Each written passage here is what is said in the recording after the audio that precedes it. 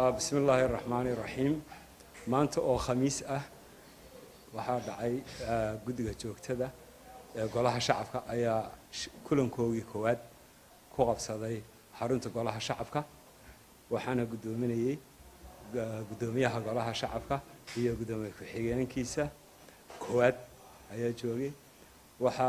ajandaha uu ahaa laga hadlayay mudaynta waqtiga la furayo golaha shacabka waxaana la isku afkartay in ay noqoto 27ka bishan aan ku jirno ee March oo ah maalin Arbaca ah marka dhammaan xildhibaanada golaha shacabka meel kasta joogan waxa la ogeysiinayaa inuu goluhu furmayo